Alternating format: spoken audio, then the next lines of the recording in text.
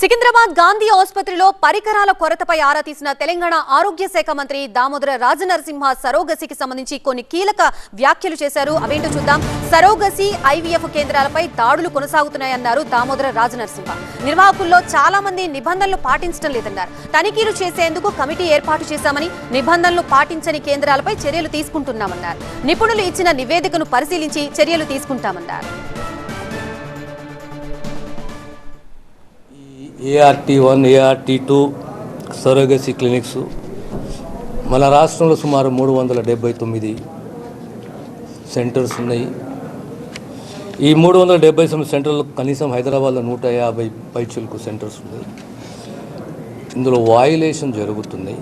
కొన్ని ఒక కమిటీని ఏర్పాటు చేసి ఇన్స్పెక్షన్ చేసి ఎక్కడెక్కడ అన్రిజిస్టర్డ్ లేదా యాక్ట్ వాయులేషన్స్, ART యాక్టే కానీ సరోగసి యాక్టే కానీ వాయులేషన్స్ ఉన్నాయో దానిపైన చర్యలు తీసుకుంటున్నాము.